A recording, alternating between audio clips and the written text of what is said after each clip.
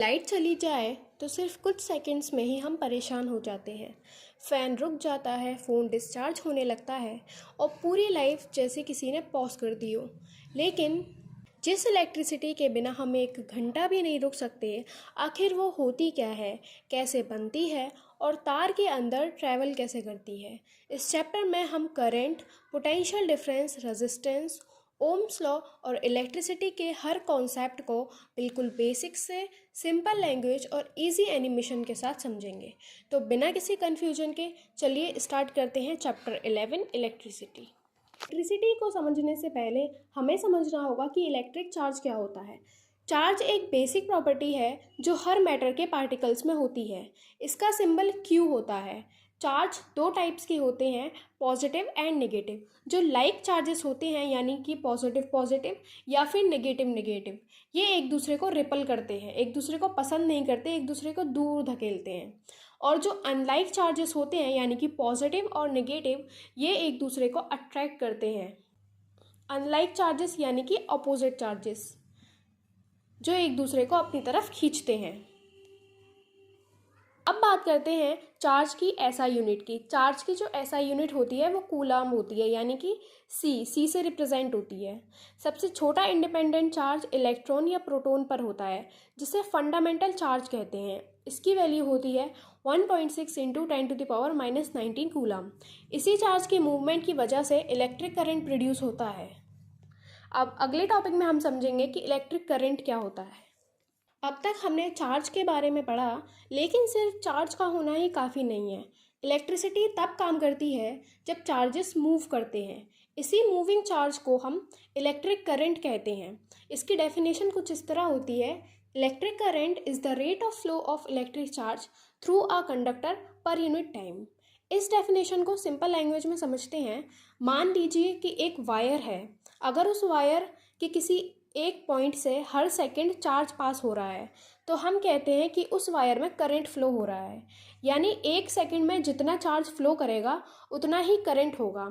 Electric current को I से denote किया जाता है एंड इसका जो फॉर्मूला होता है वो होता है I is to Q upon T, जहाँ पर I क्या है, electric current, Q charge and time second. Time को हम सेकंड में लेते हैं और चार्ज की ऐसा यूनिट कूलम। अगर सेम टाइम में ज़्यादा चार्ज फ्लो करे तो करंट भी ज़्यादा होगा, अगर कम चार्ज फ्लो करे तो करंट भी कम होगा। अब बात करते हैं इसकी एसआई यूनिट की। इलेक्ट्रिक करंट की जो एसआई यूनिट होती है वो एम्पियर होती है, जिसे ए से रिप्रेजेंट करते हैं। 1 एम्पियर का मतलब होता है कि अगर एक सेकंड में 1 कूलाम चार्ज फ्लो करे तो करंट 1 एम्पियर होगा। कभी कभी करंट बहुत छोटा होता है, इसलिए हम छोटी यूनिट्स भी यूज़ करते हैं, जैसे 1 मिली एम्पियर यानी 10⁻³ एम्पियर एंड 1 माइक्रो एम्पियर यानी 10⁻⁻6 एम्पियर। अब एक बहुत इंपॉर्टेंट पॉइंट हमें समझना है कि कन्वेंशनल करंट जो होता है उसकी डायरेक्शन पॉजिटिव से नेगेटिव मानी जाती है, लेकिन रियलिटी में जो इलेक्ट्रॉन होता है वो नेगेटिव से पॉजिटिव मूव करता है। लेकिन जो करंट की डायरेक्शन हम जो मानते हैं वो पॉजिटिव से नेगेटिव की तरफ मानते हैं, यानी करंट और इलेक्ट्रॉन की डायरेक्शन अपोजिट होती है। अब हम बात करते हैं पोटेंशियल डिफरेंस की। सोचो कि एक पहाड़ है और पानी ऊपर से नीचे की तरफ बह रहा है। पानी हमेशा हाई लेवल से लो लेवल की तरफ फ्लो करता है। बिल्कुल इसी तरह इलेक्ट्रिक चार्ज भी हाई पोटेंशियल से लो पोटेंशियल की तरफ मूव करते हैं। इसी डिफरेंस को हम पोटेंशियल डिफरेंस कहते हैं। सिंपल वर्ड्स में समझें तो किसी चार्ज को सर्किट के एक पॉइंट से दूसरे पॉइंट तक ले जाने के लिए जो वर्क या एनर्जी लगती है उसी को पोटेंशियल डिफरेंस कहते हैं, जिसका फॉर्मूला होता है V is to W upon Q। यहाँ पर V पोटेंशियल डिफरेंस है, W वर्क डन है एंड Q चार्ज है। एंड इसकी जो एसआई यूनिट होती है वो वोल्ट होती है, जिसे V से रिप्रेजेंट करते हैं। एंड 1 वोल्ट का मतलब होता है अगर 1 कूलम चार्ज को मूव करने के लिए 1 जूल ऑफ वर्क की ज़रूरत पड़े तो पोटेंशियल डिफरेंस 1 वोल्ट होगा। यानी पोटेंशियल डिफरेंस ही वो एनर्जी प्रोवाइड करता है जो चार्जेस को सर्किट में फ्लो करने में मदद करती है। अब एक बहुत इंपॉर्टेंट सवाल आता है कि आखिर करंट फ्लो ही क्यों करता है। सिर्फ वायर लगा देने से करंट फ्लो नहीं होता। करंट तभी फ्लो करेगा जब सर्किट में पोटेंशियल डिफरेंस यानी वोल्टेज मौजूद हो। ये पोटेंशियल डिफरेंस सेल या बैटरी क्रिएट करती है। बैटरी के दो टर्मिनल्स होते हैं, पॉजिटिव एंड नेगेटिव। जब हम स्विच ऑन करते हैं तो बैटरी चार्जेस को एनर्जी देती है और सर्किट कंप्लीट हो जाता है। इसी वजह से करंट फ्लो होना शुरू हो जाता है। अब यहाँ एक इंटरेस्टिंग बात ये भी होती है कि इलेक्ट्रॉन्स की एक्चुअल मूवमेंट नेगेटिव से पॉजिटिव की तरफ होती है, लेकिन जब इलेक्ट्रॉन्स की डिस्कवरी नहीं हुई थी तब साइंटिस्ट ने मान लिया था कि करंट पॉजिटिव से नेगेटिव की तरफ फ्लो करता है। इसी डायरेक्शन को आज भी कन्वेंशनल करंट कहा जाता है। इसीलिए जो इलेक्ट्रॉन का फ्लो होगा वो नेगेटिव टर्मिनल से पॉजिटिव टर्मिनल की तरफ, लेकिन कन्वेंशनल करंट इसका उल्टा होगा, पॉजिटिव टर्मिनल से नेगेटिव टर्मिनल की तरफ। अब बात करते हैं इलेक्ट्रिक सर्किट की। इलेक्ट्रिक सर्किट एक क्लोज्ड पाथ होता है जिसके थ्रू इलेक्ट्रिक करंट फ्लो करता है। अगर सर्किट कहीं से टूट जाए या स्विच ऑफ हो तो करंट तुरंत रुक जाता है। इससे ओपन सर्किट कहते हैं। और जब सर्किट पूरी तरह कंप्लीट हो और स्विच ऑन हो तो करंट आसानी से फ्लो करता है। इसे क्लोज्ड सर्किट कहते हैं। एक सिंपल इलेक्ट्रिक सर्किट में कुछ बेसिक कंपोनेंट्स होते हैं, सेल या बैटरी जो वोल्टेज प्रोवाइड करती है, कनेक्टिंग वायर्स जो करंट के लिए रास्ता बनाते हैं, एंड स्विच जो सर्किट को ऑन या ऑफ करता है, और फिर लोड जैसे बल्ब या रेजिस्टर जो इलेक्ट्रिक एनर्जी का यूज़ करते हैं। सर्किट डायग्राम बनाते वक्त इन सब कंपोनेंट्स के स्टैंडर्ड सिंबल यूज़ किए जाते हैं ताकि दुनिया का कोई भी स्टूडेंट या इंजीनियर उस सर्किट को आसानी से समझ सके। एग्ज़ाम में इन सिंबल से क्वेश्चन अक्सर पूछे जाते हैं, इसीलिए इन्हें अच्छी तरह याद करना ज़रूरी है। अब समझते हैं दो इम्पॉर्टेंट इलेक्ट्रिकल इंस्ट्रूमेंट्स, एमीटर और वोल्टमीटर। एमीटर का यूज़ सर्किट में इलेक्ट्रिक करंट मेज़र करने के लिए होता है। करंट की ऐसा यूनिट एम्पियर होती है, इसीलिए एमीटर का जो सिंबल होता है वो ए होता है। सबसे इम्पॉर्टेंट बात याद रखिए कि एमीटर हमेशा सीरीज़ में कनेक्ट किया जाता है। इसका रीज़न ये है कि सीरीज़ में करंट हर कंपोनेंट से सेम फ्लो करता है, इसीलिए एमीटर करंट को एक्यूरेटली मेज़र कर पाता है। वोल्टमीटर का जो यूज़ है वो पोटेंशियल डिफरेंस मेज़र करने के लिए होता है। वोल्टेज की ऐसा यूनिट वोल्ट होती है, इसीलिए जो इसका सिंबल है वो वी होता है। वोल्टमीटर को हमेशा पैरेलल में कनेक्ट किया जाता है क्योंकि पैरेलल कनेक्शन में इंस्ट्रूमेंट किसी कंपोनेंट के अक्रॉस एग्जैक्ट पोटेंशियल डिफरेंस को मेज़र करता है। अब हम पढ़ते हैं रेजिस्टेंस के बारे में। तो अगर बैटरी करंट को पुश कर रही है तो क्या करंट हमेशा बिना किसी रुकावट के फ्लो करेगा? तो ऐसा नहीं है। करंट के रास्ते में एक ऐसी चीज़ होती है जो उसके फ्लो को रोकती है। इसको हम रेजिस्टेंस कहते हैं। रेजिस्टेंस को आर से डिनोट किया जाता है एंड इसकी ऐसा यूनिट ओम होती है। 1 ओम रेजिस्टेंस क्या होता है? अगर किसी कंडक्टर के दोनों एंड्स के बीच 1 वोल्ट पोटेंशियल डिफरेंस लगाने पर उसमें 1 एम्पियर करंट फ्लो करे तो उस कंडक्टर का रेजिस्टेंस 1 ओम होता है। इसलिए इसका फॉर्मूला होता है R=V/I, जहाँ पर V वोल्टेज है एंड I करंट। मतलब रेजिस्टेंस वोल्टेज और करंट के रेशियो के बराबर होता है। कभी कभी हमें सर्किट में करंट को कम या ज़्यादा करना होता है, इसीलिए हम एक स्पेशल रेजिस्टर यूज़ करते हैं जिसका नाम है रियोस्टेट। रियोस्टेट एक वेरिएबल रेजिस्टर होता है जिसका रेजिस्टेंस बढ़ाया या घटाया जा सकता है। इससे सर्किट का करंट कंट्रोल किया जाता है बिना बैटरी बदले। अब आता है इस चैप्टर का सबसे फेमस लॉ जिसका नाम है ओम्स लॉ। इस लॉ को जर्मन साइंटिस्ट जॉर्ज साइमन ओम ने दिया था। ओम्स लॉ कहता है अगर टेम्परेचर कांस्टेंट रहे तो किसी कंडक्टर के अक्रॉस पोटेंशियल डिफरेंस उसमें फ़्लो होने वाले करंट के डायरेक्टली प्रोपोर्शनल होता है। ये डेफिनेशन थोड़ी मुश्किल लग सकती है, इसीलिए इसे सिंपल लैंग्वेज में समझते हैं। अगर आप वोल्टेज बढ़ाओगे तो करंट भी बढ़ेगा और अगर वोल्टेज कम कर दोगे तो करंट भी कम हो जाएगा, यानी कि इन दोनों के बीच में डायरेक्ट रिलेशन है। लेकिन ये रिलेशन तभी सही रहेगा जब आप टेम्परेचर को कांस्टेंट रखोगे।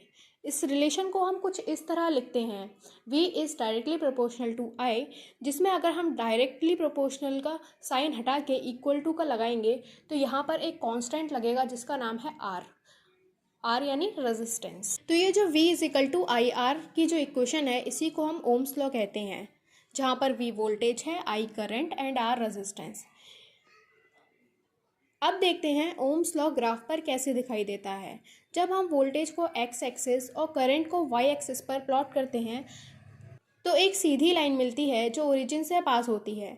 इसका मतलब है कि वोल्टेज और करंट एक दूसरे के डायरेक्टली प्रोपोर्शनल हैं। इस ग्राफ की एक और ख़ास बात है, ग्राफ की स्लोप रेजिस्टेंस को रिप्रेजेंट करती है। अगर रेजिस्टेंस ज़्यादा होगा तो ग्राफ की स्लोप भी ज़्यादा होगी एंड अगर रेजिस्टेंस कम होगा तो स्लोप भी कम होगी। इस तरह ग्राफ भी हमें ओम्स लॉ को विजुअली प्रूव करता है। अब सवाल ये है कि हर वायर का रेजिस्टेंस सेम होता है? बिल्कुल नहीं, किसी वायर का रेजिस्टेंस 4 चीज़ों पर डिपेंड करता है। चलिए एक एक करके समझते हैं। पहला फैक्टर है लेंथ ऑफ द कंडक्टर। मान लीजिए आपको एक छोटी गली से गुजरना है और एक बहुत लंबी गली से, किस में ज़्यादा टाइम लगेगा? ऑब्वियसली लंबी गली में। बिल्कुल इसी तरह वायर जितनी लंबी होगी इलेक्ट्रॉन्स को उतना ही ज़्यादा डिस्टेंस ट्रैवल करना पड़ेगा। रास्ते में उनकी एटम्स से टक्कर भी ज़्यादा होगी, इसीलिए रेजिस्टेंस बढ़ जाता है। इसीलिए कहते हैं resistance is directly proportional to length, मतलब लेंथ डबल रेजिस्टेंस भी डबल। दूसरा फैक्टर है एरिया ऑफ क्रॉस सेक्शन। अब मान लो 2 रोड्स हैं, एक बहुत पतली रोड है और एक हाईवे है। किस रोड पर ट्रैफिक कम होगा? ऑब्वियसली हाईवे पर। वायर के साथ भी बिल्कुल ऐसा ही होता है। अगर वायर मोटा होगा तो इलेक्ट्रॉन्स को मूव करने के लिए ज़्यादा जगह मिलेगी और टक्कर भी कम होगी, इसीलिए रेजिस्टेंस कम हो जाता है। यानी resistance is inversely proportional to area of cross section, मतलब एरिया बढ़ेगा तो रेजिस्टेंस घटेगी। तीसरा फैक्टर है टेम्परेचर। जब किसी मेटल वायर को गर्म किया जाता है तो उसके एटम्स और ज़्यादा वाइब्रेट करने लगते हैं। इस वजह से इलेक्ट्रॉन्स को मूव करने में ज़्यादा रुकावट होती है और इस वजह से रेजिस्टेंस भी बढ़ जाता है। इसीलिए मेटल्स में टेम्परेचर बढ़ने पर रेजिस्टेंस भी बढ़ जाता है। लेकिन सेमीकंडक्टर्स जैसे सिलिकॉन और जर्मेनियम, इसमें उल्टा होता है, टेम्परेचर बढ़ने पर उनका रेजिस्टेंस कम हो जाता है। लास्ट फैक्टर है nature of material. Her material current को अलग तरह से अपोज करता है। जैसे कॉपर करंट को बहुत आसानी से पास होने देता है, इसीलिए कॉपर की रेजिस्टिविटी बहुत कम होती है। इसी वजह से घरों की वायरिंग में कॉपर यूज़ किया जाता है। वहीं नाइक्रोम करंट को ज़्यादा अपोज करता है, इसीलिए उसकी रेजिस्टिविटी बहुत ज़्यादा होती है और उसे हीटर और आयरन जैसी अप्लायंसेस में यूज़ किया जाता है। अब हम एक नया टर्म पढ़ते हैं जिसका नाम है रेजिस्टिविटी। बहुत से स्टूडेंट्स रेजिस्टेंस और रेजिस्टिविटी को सेम समझ लेते हैं, लेकिन दोनों अलग हैं। रेजिस्टेंस किसी एक पर्टिकुलर वायर का अपोजिशन होता है, जबकि रेजिस्टिविटी किसी मटेरियल की अपनी प्रॉपर्टी होती है। इसको एक ग्रीक लेटर रो से डिनोट किया जाता है एंड इसका फॉर्मूला होता है R is equal to rho L by A, जहाँ पर R रेजिस्टेंस है, rho resistivity and L length और A area of cross section. इसी फॉर्मूले से हम रेजिस्टिविटी भी निकाल लेते हैं। रेजिस्टिविटी की ऐसा यूनिट ओम मीटर होती है। सबसे इम्पॉर्टेंट बात, रेजिस्टिविटी वायर की लेंथ या थिकनेस बदलने से चेंज नहीं होती। ये सिर्फ मटेरियल और टेम्परेचर पर डिपेंड करती है। इसलिए कॉपर की रेजिस्टिविटी हमेशा कम और नाइक्रोम की रेजिस्टिविटी ज़्यादा होती है। अब तक हमने सिंगल रेजिस्टर के बारे में पढ़ा, लेकिन रियल लाइफ में सर्किट में एक से ज़्यादा रेजिस्टर्स होते हैं। ये रेजिस्टर्स 2 तरह से कनेक्ट किए जाते हैं, series combination and parallel combination. सबसे पहले हम जानते हैं सीरीज़ कॉम्बिनेशन।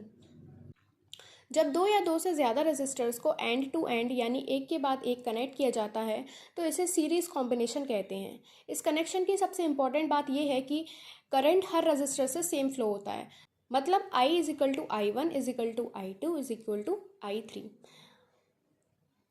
जितना भी करंट फ्लो हो रहा है वो I हो रहा है, लेकिन पोटेंशियल डिफरेंस यानी वोल्टेज हर रेजिस्टर पर अलग अलग होता है। तो यहाँ पर हम V is equal to V1 plus V2 plus V3 लेंगे। अब ओम्स लॉ के according V is equal to IR होता है, तो हम यहाँ पर V की जगह हम IR पुट कर देंगे। V1 is equal to IR1, V2 is equal to IR2 and V3 is equal to IR3। यहाँ पर हम I कॉमन ले लेंगे तो यहाँ पर हमारे पास ब्रैकेट में R1 plus R2 plus R3 बचेगा। अब ये I को हम V के पास ले आएंगे जिससे ये V अपॉन I बन जाएगा। एंड हमें पता है ओम्स लॉ से ही कि V upon I is equal to R होता है। इस तरह R is equal to R1 plus R2 plus R3 हमारा रेजिस्टेंस बनेगा। यानी सीरीज कॉम्बिनेशन में इक्विवेलेंट रेजिस्टेंस हमेशा सभी रेजिस्टेंस का सम होता है। एग्जाम्पल मान लीजिए 3 रेजिस्टर्स हैं, 2 ओम, 3 ओम और 6 ओम। तो इक्विवेलेंट रेजिस्टेंस यहाँ पर कितनी होगी, 2 plus 3 plus 6 is equal to 11 ohm. यानी पूरे सर्किट की रेजिस्टेंस 11 ओम होगी। अब नेक्स्ट पढ़ते हैं पैरेलल कॉम्बिनेशन। जब रेजिस्टर को अलग अलग ब्रांचेस में कनेक्ट किया जाता है और उनके दोनों एंड्स कॉमन होते हैं तो इसे पैरेलल कॉम्बिनेशन कहते हैं। इसमें हर रेजिस्टर के अक्रॉस वोल्टेज सेम होती है। यहाँ पर हमें V is equal to V1 is equal to V2 is equal to V3 लेना है, क्योंकि V जो है वो हर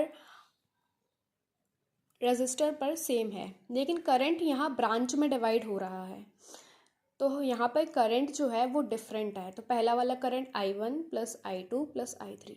ओम्स लॉ के अकॉर्डिंग हम I की जगह V अपॉन R पुट कर सकते हैं। यहाँ हम पुट करेंगे I is equal to V upon R and I1 is equal to V upon R1, I2 is equal to V upon R2 and I3 is equal to V upon R3।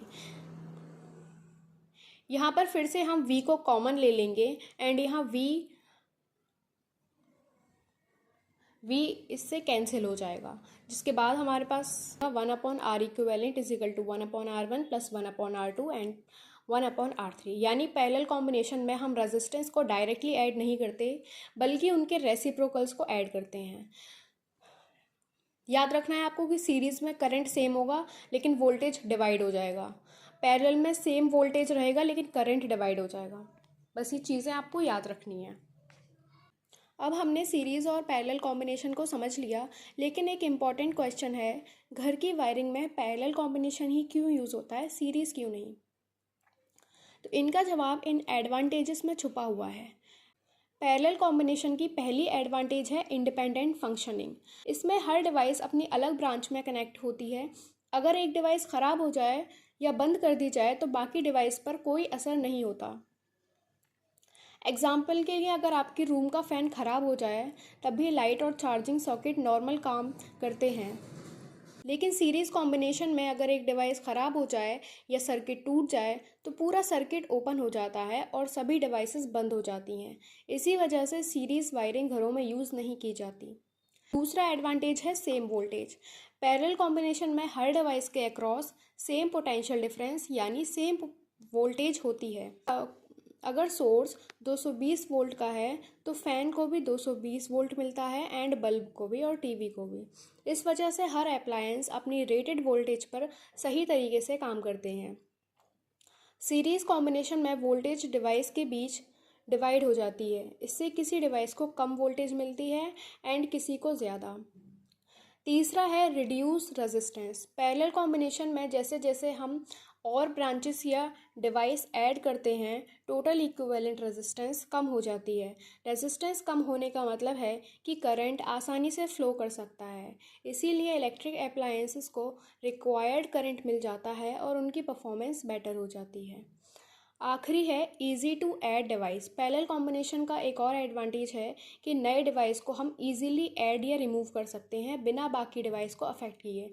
जैसे घर में अगर आप एक नया bulb या एक नया फ़ैन लगवाते हैं तो पहले से लगे हुए अप्लायंसेस नॉर्मल तरीके से काम करते रहते हैं। अब हम पढ़ेंगे joules law of heating. Electric current से हीट कैसे प्रोड्यूस होती है, इसी को जूल्स लॉ ऑफ हीटिंग कहते हैं। आपने हीटर, इलेक्ट्रिक आयरन, गीज़र और बल्ब देखा होगा। इन सब में करंट फ्लो होने पर हीट प्रोड्यूस होती है, लेकिन सवाल ये है कि कितनी हीट प्रोड्यूस होगी। इसका जवाब जूल्स लॉ ऑफ हीटिंग देता है। जूल्स लॉ कहता है कि किसी कंडक्टर में करंट फ्लो होने पर जो हीट निकल रही है वो 3 चीज़ों पर डिपेंड करती है। पहला करंट के स्क्वायर पर यानी I स्क्वायर। अगर करंट डबल हो जाए तो हीट 4 टाइम्स हो जाती है। दूसरा है कंडक्टर की रेजिस्टेंस पर, जितनी ज़्यादा रेजिस्टेंस होगी उतनी ज़्यादा हीट प्रोड्यूस होगी। इसी वजह से हीटर के एलिमेंट की रेजिस्टेंस ज़्यादा रखी जाती है। तीसरा है करंट कितनी देर तक फ्लो करता है, यानी टाइम। करंट जितनी देर चलेगा उतनी ज़्यादा हीट जनरेट होगी। इन तीनों को मिलाकर हमारा फॉर्मूला बनता है H=I²RT, जहाँ पर H heat produced, I current and R resistance and T time है जिसे हम सेकंड में लेते हैं। अब हम समझेंगे applications of heating effect of electric current, यानी कि ये जो हमने heating effect of electric current पढ़ा है इसके एप्लीकेशंस कहाँ कहाँ होते हैं। तो इसके एप्लीकेशन बल्ब में होता है, फ्यूज़ में एंड इलेक्ट्रिकल हीटर में। एक एक करके सबको डिटेल में पढ़ते हैं। सबसे पहले स्टार्ट करते हैं इलेक्ट्रिक बल्ब। बल्ब के अंदर एक बहुत पतला टंगस्टन फिलामेंट होता है। सवाल ये है कि टंगस्टन फिलामेंट ही क्यों यूज़ किया जाता है, क्योंकि टंगस्टन का मेल्टिंग पॉइंट बहुत ज़्यादा होता है, लगभग 3380 डिग्री सेल्सियस का होता है। जब फिलामेंट से करंट पास होता है तो उसके रेजिस्टेंस की वजह से वो बहुत गर्म हो जाता है और वाइट हॉट होकर लाइट एमिट करता है। लेकिन अगर फिलामेंट हवा के कांटेक्ट में रहे तो इतनी ज़्यादा हीट की वजह से वो जल जाएगा। इसीलिए बल्ब के अंदर या तो वैक्यूम बनाया जाता है या फिर आर्गन या नाइट्रोजन जैसी इनर्ट गैसेस भरी जाती हैं। इनर्ट गैसेस फिलामेंट के साथ रिएक्ट नहीं करती, इसीलिए फिलामेंट जलता नहीं है और बल्ब की लाइफ बढ़ जाती है। दूसरा है इलेक्ट्रिक फ्यूज़। इलेक्ट्रिक फ्यूज़ एक सेफ्टी डिवाइस है जो इलेक्ट्रिकल अप्लायंसेस को एक्सेस करंट से बचाता है। फ्यूज़ में एक पतली वायर होती है जो लेड और टिन के एलॉय से बनती है। इस एलॉय का मेल्टिंग पॉइंट कम होता है। फ्यूज़ को हमेशा सीरीज में कनेक्ट किया जाता है। अगर किसी वजह से सर्किट में करंट सेफ लिमिट से ज़्यादा हो जाए तो हीटिंग इफेक्ट की वजह से फ्यूज़ वायर सबसे पहले पिघल जाती है। जैसे ही फ्यूज़ मेल्ट होता है सर्किट टूट जाता है और करंट का फ्लो रुक जाता है। इस तरह अप्लायंसेस शॉर्ट सर्किट या ओवरलोड से बचा लेता है। अब देखते हैं इलेक्ट्रिक हीटर या हीटिंग एलिमेंट। हीटर का हीटिंग एलिमेंट नाइक्रोम वायर से बना होता है। नाइक्रोम निकेल और क्रोमियम का एलॉय है। नाइक्रोम ही क्यों यूज़ होता है, इसके 3 इम्पॉर्टेंट रीज़न हैं। पहला, इसकी रेजिस्टिविटी बहुत ज़्यादा होती है, इसीलिए करंट पास होने पर ज़्यादा हीट प्रोड्यूस होती है। दूसरा, इसका मेल्टिंग पॉइंट हाई होता है, इसीलिए ये आसानी से पिघल जाता है। तीसरा, ये हाई टेम्परेचर पर जल्दी ऑक्सीडाइज नहीं होता, यानी जल्दी ख़राब नहीं होता। इसी वजह से इलेक्ट्रिक हीटर, आयरन, टोस्टर और गीज़र में नाइक्रोम वायर का यूज़ किया जाता है।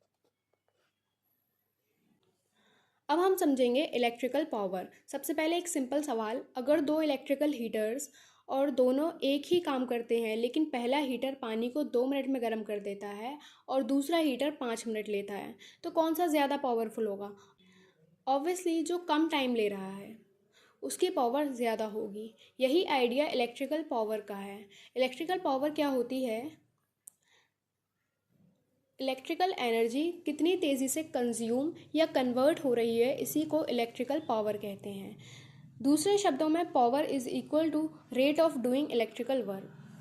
इसका फॉर्मूला होता है P=W/T, जहाँ पर P पावर है, W वर्क डन या एनर्जी कंज्यूम यानी कितनी एनर्जी कंज्यूम हुई है, एंड T यहाँ पर टाइम है।